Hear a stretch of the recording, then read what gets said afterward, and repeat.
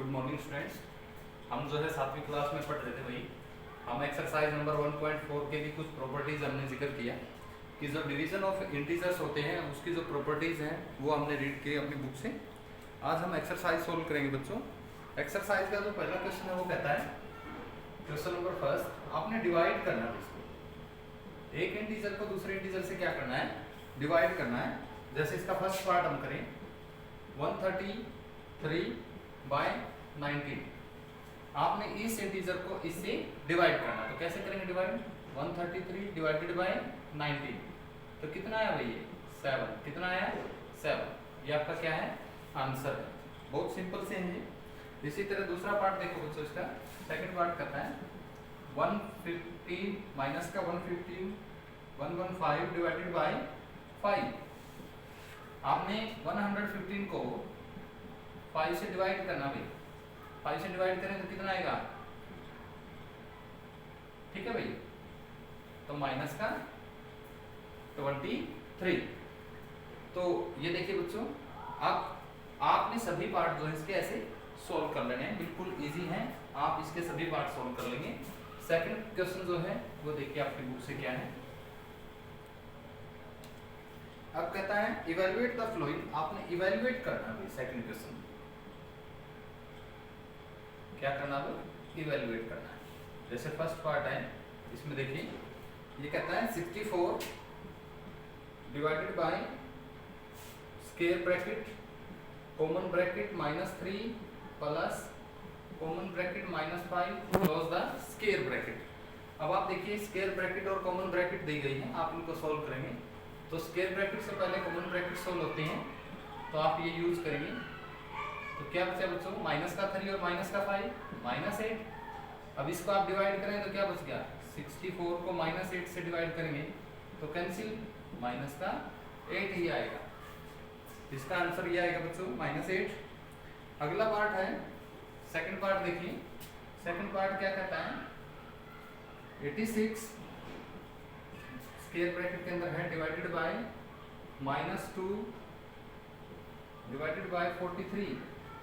ये देखिए इसमें क्या आएगा बच्चों, हम ब्रैकेट सॉल्व करेंगे तो 86 को -2 से डिवाइड करें तो कितना आएगा 43, और डिवाइडेड बाय 43 कैंसिल हो गया, कितना आ गया 1। तो इसका आंसर क्या आएगा 1। आपने इस तरह से इसके सारे पार्ट सॉल्व कर लेने हैं। नेक्स्ट है बच्चों क्वेश्चन नंबर 3। इसके बाकी के पार्ट भी बहुत इजी हैं, आप आराम से इसको सॉल्व कर लेंगे। अब क्वेश्चन नंबर 3 जो है आपकी बुक से वो कहता है फिल इन द ब्लैंक्स। आपने ब्लैंक्स को फिल करना भाई, रिक्त स्थान भरने में। पहला पार्ट देखिए क्या कहता है, ये कहता है 378 divided by filling the blanks is equal to 100 minus का 189।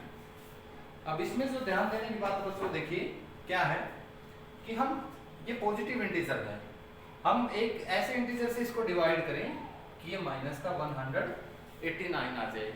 तो इससे डिवाइड करें, सीधी सी बात है भाई, पॉजिटिव को हम किससे डिवाइड करें कि नेगेटिव आए, नेगेटिव इंटीजर से डिवाइड करेंगे। तो इसका मतलब यहाँ नेगेटिव आएगा एक बात। दूसरी बात, वो नंबर क्या है जिससे हम इसको डिवाइड करें। तो जब हम इस नंबर को किसी नंबर से डिवाइड करेंगे तब ये बचेगा, तो हम या तो उस नंबर से इसको मल्टीप्लाई कर दें ताकि ये इसके बराबर आ जाए, या हम इस नंबर को इससे डिवाइड कर दें तो हमें ये नंबर मिल जाएगा। तो यानी 378 को हम माइनस के 189 से डिवाइड करेंगे तो हमारा यही नंबर आएगा, कितना आएगा, ये 2 पे जाएगा तो -2, या हम क्या कर देंगे -2। यदि हम 378 को -2 से डिवाइड करेंगे तो हमारा क्या नंबर आएगा, माइनस का 189 आएगा। और देख लीजिए इसके सभी पार्ट हैं। अब ये कहता है कि हम जैसे ये है फोर्थ पार्ट, देखिए इसका, किस नंबर को हम डिवाइड करें -7 से कि हमारा जो आंसर है वो क्या आ जाए, 49 आ जाए। हम किस नंबर से इसको डिवाइड करें कि हमारा जो नंबर है वो प्लस का 49 9 आ गया। अब इसमें आप देखोगे बच्चों प्लस का 49 कब बचेगा, जब यहाँ नेगेटिव नंबर होगा। तो एक बात तो ये है कि यहाँ नेगेटिव आएगा, क्योंकि नेगेटिव को नेगेटिव से डिवाइड करें तो क्या आएगा, पॉजिटिव आएगा। अब नंबर क्या होगा यहाँ, अब इन दोनों नंबर की प्रोडक्ट होगी, इन दोनों नंबर की प्रोडक्ट। अब देखो इस और इस नंबर की प्रोडक्ट ये है, इस नंबर को इससे डिवाइड करेंगे तो ये आया, तो इसकी गुना इसके बराबर होगी। इसी तरह देखो इस और इस नंबर की यदि हम गुणा करेंगे तो इसके बराबर आएगी, यदि हम इस नंबर को इससे भाग करेंगे तो इसके बराबर आएगा। सीधी सी बात है, मल्टीप्लिकेशन और डिवीजन एक दूसरे के विपरीत होते हैं, तो इसलिए आप इसको क्या करोगे, 7 से मल्टीप्लाई कर दोगे। 63 6 कैरी, और ये देखिए माइनस का 3 4 3 इसमें आप फिलअप कर देंगे। -343 को यदि आप -7 से डिवाइड करोगे तो 49 बचेगा। तो ये इस तरह से आपने fill in the blank solve करने हैं। नेक्स्ट है बच्चों क्वेश्चन, देखिए आपकी बुक से क्वेश्चन नंबर 4। अब जो है स्टेटमेंट वाले क्वेश्चन है, इसमें आपने स्टेटमेंट ध्यान से रीड करनी है और आपने अपने क्वेश्चन को सोल्व कर लेना। स्टेटमेंट में क्या आता है, क्वेश्चन नंबर 4 कहता है The temperature recorded at 12 noon was 30 degree above the zero। 12 बजे यदि टेम्परेचर नोट किया जाता किसी जगह का तो 30 degree above the zero, zero से ऊपर है 30 डिग्री। अब जीरो से ऊपर है तो इसलिए हम क्या लेंगे, पॉजिटिव टेम्परेचर लेंगे। तो आप क्या लिखोगे, temperature at 12 noon is equal two plus का 30 डिग्री सेंटीग्रेड। आपका जो टेम्परेचर है वो क्या है, 12 बजे जो है, दोपहर 12 बजे जो टेम्परेचर है वो कितना है, 30 डिग्री सेल्सियस है। पॉजिटिव इसलिए क्योंकि ये जीरो से ऊपर था। अब क्या कहता है, if it decrease at the rate of 4 degree Celsius पर हावर अंटिल मिडनाइट, मध्य रात्रि तक। अब मध्य रात्रि तक जो है टेम्परेचर जो है हर घंटे 4 डिग्री सेल्सियस जो है डिक्रीज हो रहा है। अब रात को देखते हैं आप, दोपहर तक टेम्परेचर बढ़ता है, शाम होती जाएगी टेम्परेचर घटता चला जाएगा, हर घंटे में 4 डिग्री सेल्सियस टेम्परेचर नीचे आ रहा है। तो आप क्या लिखोगे, temperature decrease at the rate से क्या क्या डिक्रीज हो रहा है भाई, -4 degree Celsius per hour decrease हो रहा है, इसलिए हम इसको नेगेटिव से लेंगे। अब क्या कहता है, what time would the temperature be 6 degree below the zero. ऐसा कौन सा टाइम आएगा कि टेम्परेचर जो है वो 6 डिग्री सेल्सियस से नीचे चला जाएगा भाई, जीरो से। अब जीरो से 6 डिग्री सेल्सियस नीचे जाने का मतलब क्या है, -6 है। तो आप क्या लिखोगे, अब सीधी सी बात है भाई, 4 डिग्री सेल्सियस के डिग्री से जो है टेम्परेचर जो हर घंटे नीचे आ रहा है। 12 बजे टेम्परेचर कितना था, 30 डिग्री सेल्सियस था। तो देखिए हम जो है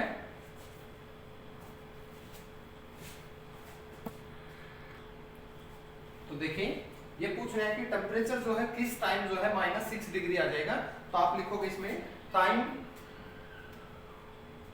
वुड द टेम्परेचर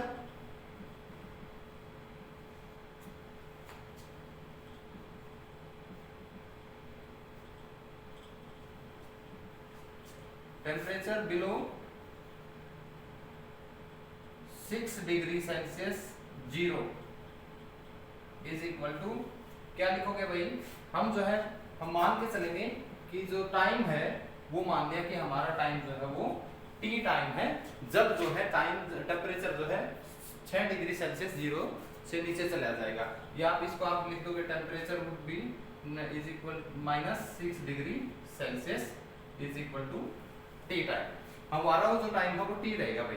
तो इसलिए आप क्या कहोगे, -6 डिग्री टेम्परेचर जाना है, तो अब -6 degree Celsius is equal to किसके बराबर करोगे भाई, अब टेम्परेचर कितना है 30 डिग्री सेल्सियस प्लस, अब टेम्परेचर किस रेट से डिक्रीज हो रहा है, -4 डिग्री सेल्सियस से डिक्रीज हो रहा है, और टी टाइम तक डिक्रीज होता चला जाएगा, और टाइम तक डिक्रीज होता होता -6 डिग्री सेल्सियस हो जाएगा। ये इक्वेशन बना लेंगे बच्चों आराम से, ये समझ आए सबको। देखिए -6 डिग्री सेल्सियस की पूछ रहा है इससे, तो इसलिए हम क्या करेंगे, जो डिक्रीज हो रहा है टाइम इस टाइम तक उसको हम इसमें ऐड कर देंगे, तो ये -6 डिग्री सेल्सियस के इक्वल आ जाएगा।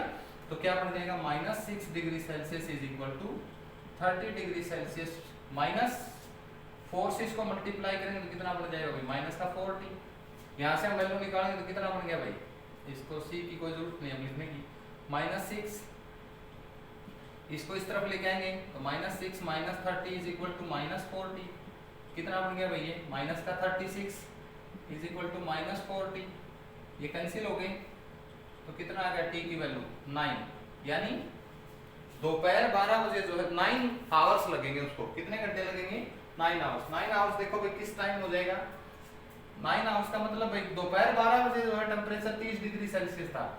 दोपहर 12 बजे के बाद देखो 1 PM 2 PM 3 PM, तो इस तरह जब 9 आवर्स हो जाएंगे तो टेम्परेचर जो है 9 PM पे जो टेम्परेचर है एट -6 डिग्री सेल्सियस, टेम्परेचर जो है 9 बजे रात्रि को टेम्परेचर जो है -6 डिग्री सेल्सियस हो जाएगा। इसी में अगला क्वेश्चन पूछा है, what will be the temperature at midnight. बताइए रात्रि को, मध्य रात्रि को जो है टेम्परेचर कितने डिग्री सेल्सियस हो जाएगा। तो इसके लिए तो सीधी सी बात है भाई, रात के दोपहर के 12 बजे से रात के 12 बजे तक के बीच में कितने घंटे का टाइम हो गया, 12 घंटे का टाइम हो गया। तो टेम्परेचर जो है डिग्री जो रहा है स्टेट से -4 डिग्री सेल्सियस थे, तो टेम्परेचर डिक्रीज इन 12 आवर्स, 12 घंटे में कितना टेम्परेचर डिक्रीज हो जाएगा, -4 × 12 माइनस का 48 डिग्री सेल्सियस हो जाएगा भाई। अब इन दोनों का डिफरेंस करो, दोपहर 12 बजे कितना था टेम्परेचर एट मिडनाइट, मिडनाइट में जो टेम्परेचर आएगा वो क्या आएगा भाई, अब 30 डिग्री सेल्सियस है, उसमें से हम इस टेम्परेचर को सब्ट्रैक्ट करें तो कितना बचेगा, माइनस का 18 डिग्री सेल्सियस। मध्य रात्रि का जो टेम्परेचर होगा इस तरह से डिक्रीज होता चलेगा तो वो जो है -18 डिग्री सेल्सियस बच जाएगा।